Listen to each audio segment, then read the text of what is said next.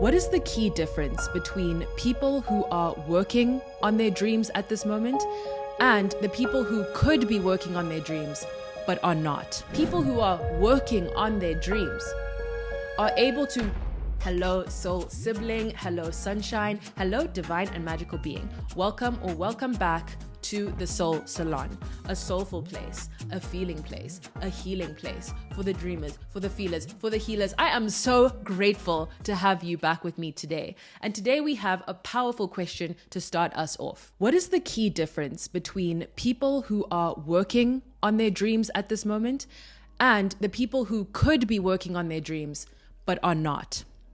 And let's bring it back to you. What is the key difference between the version of you that is diligently, devotionally working on your dreams over a long period of time and the version of you that isn't? Let's leave that question on red for a little bit, my loves, because there's something we need to attend to first. Something that I cannot stop thinking about are the universal laws, these spiritual and physical laws that govern our reality, but that we're not always very conscious of or aware of. There are 12 of these universal laws or principles, and the first one, for example, is the law of divine oneness, the idea that everything is connected. The law that you are probably most familiar with is the law of attraction, that we attract what we are an energetic match for. And so we need to believe that something is possible, align our frequency to that possibility, and then take aligned action in order to bring that manifestation into being. So all of these laws are interconnected, just like everything in the universe. But the specific law that I simply cannot stop thinking about, babes, like I have been thinking about it so much recently and it keeps showing up in my field, is the law of polarity. So excited to get into this with you. What is the law of polarity? Well, first of all, what is polarity? It's the notion of opposites, north and south, cold and hot, day and night. And the law of polarity states that everything has its corresponding opposite, but more specifically, embedded in the experience or phenomenon of anything is its opposite. Embedded in the concept of a day is the concept of both day and night, both light and darkness. Embedded in the concept of a deep relationship is both love and intimacy and connection and conflict and tension and difficulty. That there are aspects of this relationship we wouldn't have chosen, but there are also beautiful aspects that we couldn't have even known to choose. Oof, sexy, wonderful, divine. There's the polarity of pleasure and pain, that it seems to be that in the experience of pleasure, especially when we become out of balance, we can then experience pain. We can experience addiction, which is really a form of suffering. So what does this have to do with the original question?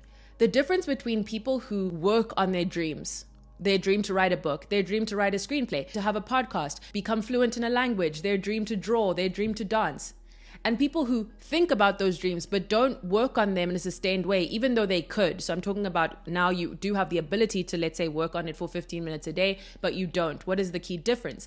Is that people who are working on their dreams are able to hold the polarity of their dreams. This is very important. We think that our dreams and our desires are only one aspect, which is the positive aspect. The excitement and the joy and the purpose and the pleasure and the flow and the success. But embedded in the concept of the dream, just as in the relationship, just as in the day and night, is also the fear, the resistance, the discomfort, the stress of the dream. So what we tend to do in our culture, especially because we have a culture that has been shaped by the notion of fantasy, of illusion, selling a dream to us, we tend to over-identify with the positive aspects of anything, of a relationship, of a career, of a path, of creativity, and romanticize that thing, and therefore live the illusion of what that thing is, rather than allow ourselves to actually step into the reality. And what happens when we do that? If you are committed to a fantasy of what it's going to feel like to have a podcast, a fantasy of what it's going to feel like to be a YouTuber, a fantasy of what it's going to feel like to meet your dream person and then build a relationship with them, when you hit the reality and the messiness that is embedded in that experience. Yes, you'll have the excitement, you'll have the flow, you'll have the joy, but what's going to happen when you feel the discomfort, when you feel the resistance, when you feel the conflict between you and your dream? What will you do then? And so often it's the people who are not willing to put up with that conflict and tension that don't end up then working on the dream. So for me, when it comes to podcasting and YouTubing, I can handle the polarity of that experience, that there are beautiful moments and then there is the nerves I feel before. I felt so stressed before this episode. I felt like I wasn't going to be good enough. The resistance, the fear of being seen, all of these things are things that I've learned to put up with. And I say yes to the fullness of the experience. And there's this beautiful quote from Big Magic by Elizabeth Gilbert where she says, the question is not, what are you passionate about? The question is, what are you passionate about enough to withstand the aspects of it that you would not choose for yourself, that you do not like? That's not a direct quote, but essentially that everything has, even if it seems glamorous from the outside, within the actual experience of that podcaster who looks like they're in the perfect studio, within the actual experience of that writer who published 3 books in 5 years, the actual day-to-day experience, if you sat with them day by day and followed what they're actually doing, there are forms of discomfort that they are putting up with that you may not want to or choose to. And I think that's really, really important, is if you imagine the dream as an energy in the universe, and let's say we empathize with this energy has feelings, this energy has desires for itself, this energy has standards. So it's not going to commit to someone who only wants it to be a fair weather friend, only wants it for the good times, only wants it for the sunshine. The dream wants to commit to someone who is committed to it, just as you wouldn't partner with someone who only wanted you on your sunniest days, to use that metaphor, or who only wanted you when you weren't feeling unease or in distress, feeling sick. You'd want a partner who's like, oh, you're sick, let me take care of you. Let me be with you in the experience of discomfort. Let me be with you in the experience of the wound that you are in, because I want all of you, okay? And the dream is just the same. As an energy, it wants people who wants all of it, not the illusion of it. The dream doesn't want someone who only wants the dream to be convenient. So we all want to partner with those people that accept all of us and not only the aspects of us that they find easy or convenient. So when we really surrender to a creative project or path, we're surrendering to all of it. There's going to be magic and there's going to be beauty and there's going to be the sense of fulfillment and alignment, like, wow, I'm doing my life's work. And then there's going to be moments of absolute confusion and even despair and a feeling like everything is going wrong. But the difference is, when you are committed to a bigger vision, you are able to hold the polarity of that vision. You're able to say, okay, yes, I wouldn't have chosen on this Tuesday to be extremely lost and confused about whether I'm on the right path to begin with, but I'm living the dream. That is the dream. And if you have 15 minutes to write each day, if that's what you have because you have a full-time job that drains you, the dream knows your life and your constraints. So it's not asking you to become someone you're not. It's saying, how can I fit into your life as you are? I accept you as you are. Will you accept me as I am? As in, if you dream of writing that novel, then the dream doesn't want you to suddenly write for 8 hours a day when you have a job. It's saying, just make a little room for me. Save a little room for me in your day, in your week, whatever is feasible. Like, I see you. So I see that you're scrolling for hours in the night. I see that the idea that you don't have time for me is not actually the radical truth. And I have compassion for you and I love you, but like, I will show up for you. Will you show up for me? My love, get a free creative activation when you sign up on my website, ayandastood.com. This is not the same as my Substack where you get a free ebook. This is where you get a free creative activation, which is my soul's deepest, most loving offering. Truly, I love this meditation album. It is for sale on my website, and I truly love using these activations. I did one just before this episode to get into the flow, the frequency of creation, of love, of a more settled nervous system, tapping into the parasympathetic nervous system where all the wisdom and all the connection to love and soulfulness really exists for us. And so I really encourage you to check this offering out. And if it speaks to you, it is with you for life. The offering is delivered through a private podcast feed, so you can download it, take it on a walk with you, listen to it lying down in a meditation before creation. That is what I do, whether it's writing or podcasting, anything where I know the fear is speaking speaking to me, the resistance is speaking to me, it gets me into this juicy and loving energy, that feeling that whatever comes next, I'm worthy of creation, I'm worthy of trying. And it's not about perfectionism, it's not about proving myself to someone else or even to myself. It just brings me back to my own magnificence, and that is the intention behind this work. I would love for you to check it out, and if you would like to get a free creative activation, once again, visit ayandastood.com. That was so beautiful. Now, let's get back to today's soul session. Our dreams do not want us to over-identify with the fantasy of them, as much as a paradox that sounds, because it's literally a fantasy. It's literally an illusion. Because when you imagine the dream, remember the dream is the energy required for you to act in alignment with the dream. So it's going to give you the fantasy version, the illusion version, the beautiful version that's perfect. But that's not because it's actually meant to be perfect. It's because that's the image and the vision you need in order to co-create with that energy in the universe to bring about what you're here to bring about.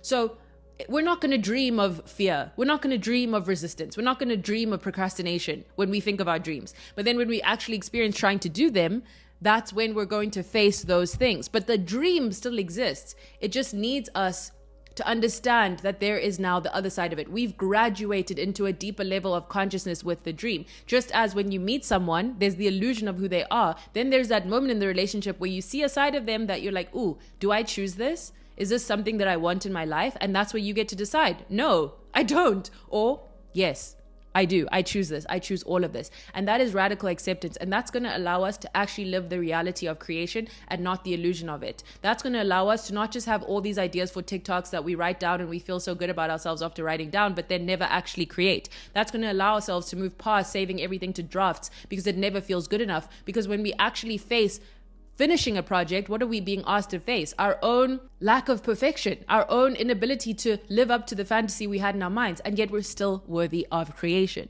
So I really wanted to share this message with you, my loves, that the version of you that is committedly working towards their dreams has broken up with the illusion of what that is supposed to feel. And breakups are hard, my darling. Breakups are difficult. I grieve what I thought this could be. And then I step into the reality of what this is. And I've seen myself do this in so many ways. The illusion I had of having a podcast would be that nothing would be wrong. Nothing would be uncomfortable. Nothing would be not easy. And then you have a podcast and you think, oh, an episode a week, that's going to be like nothing. And then you actually do it and you're like, oh my word.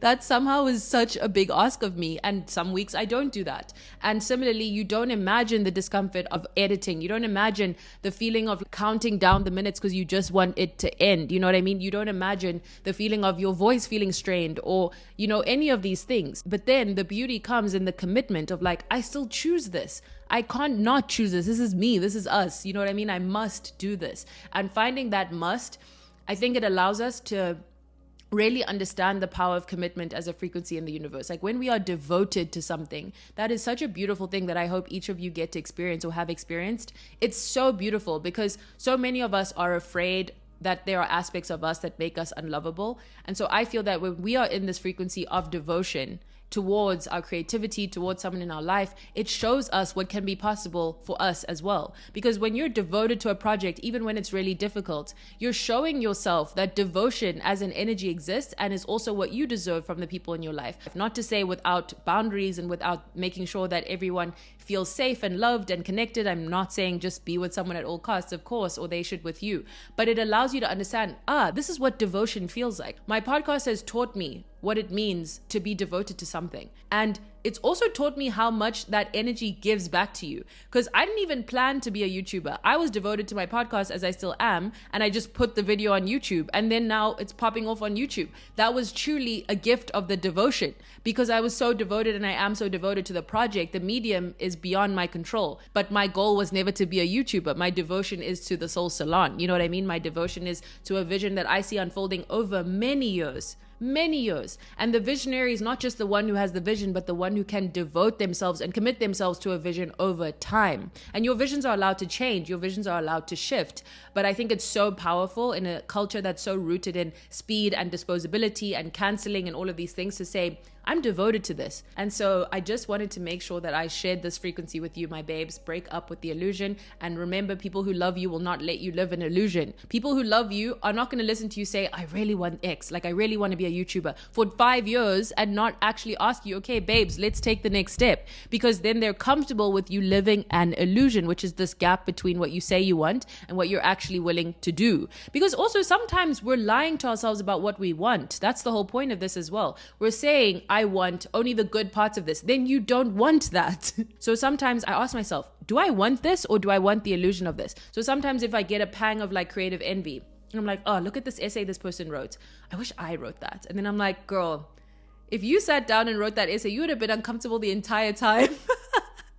And then I'm like, I only want the illusion of it. Great. It just gives you far less people to envy. So it's just like, know yourself. You know, your creativity is a deep invitation to know yourself on a deep level and understand your actual motivations, desires, intentions, and then also the ego just wants to grab at things. Like, what is your soul need? That's another thing I want to tell you.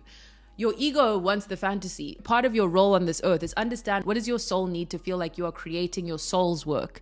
That is what speaking is for me. Could I not speak? I would be in deep grief. Like that as a practice to myself, to others, it's something that I must do, and I'm willing to put up with the discomfort around doing it. The feeling that this episode is not good enough, the feeling that my energy or my throat is really strained, am I speaking too fast, the judgment, the fear that it's not as good as the last episode, all of that is part of it. Because if you know when you say I'm living the dream and you think to yourself how that's going to feel, and you only imagine the glamorous part of that, if you can get yourself to a place where you also imagine some of the challenges of that, that is, I think, truly living the dream. Because there's living the dream and there's living the dream. And if I die, I left my frequency on earth with the world. And I think that's really beautiful and generous. And to me, that's living the dream, is when you say, if I died at this exact moment, will I have honored the truth of my soul? Doesn't have to be as a full-time job. Only you will know what's true for you, because your dream exists in the context of your reality. It understands your job. It understands your constraints. It understands your emotions and like what you're able to give and what you're not, your mental health, all of it. It understands. For me, I always ask myself, if I die at this moment, will I be able to say I live my truth? It doesn't have to be full-time. And yes, I lived my truth. And that is beautiful and divine and precious. And that's also why I don't want you to live the illusion of anything. That's also why I think you're worthy of the fullness of the relationship, the fullness of the friendship, the fullness of the creation. You know what I mean? Ah, lovely. So beautiful.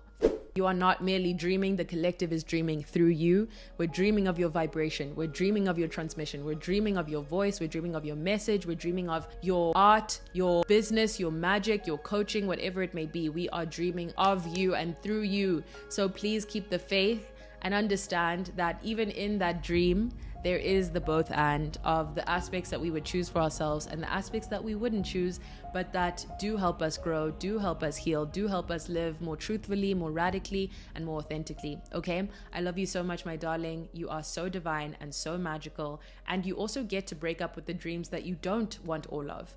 That's perfectly okay. And in fact, it's going to save you so many years of thinking you want something and working towards it and then feeling I actually don't want this thing. You know what I mean? That's beautiful. We must all learn how to leave sooner. May we all learn that. Not wait for the relationship to be completely terrible before we do leave it. Because obviously this is a nuanced conversation. There are relationships we should leave. Then there's the reality of just the challenges of even a healthy relationship. And so if your takeaway from this is actually you're right, I don't want the negative sides of this, then accept you don't want it. You know what I mean? I think that's a profound shift. If you don't want all of it, you probably don't actually want it, because the part that you want, you can only access in your imaginary world. And you could just play with that. You could stay there. I love imagining.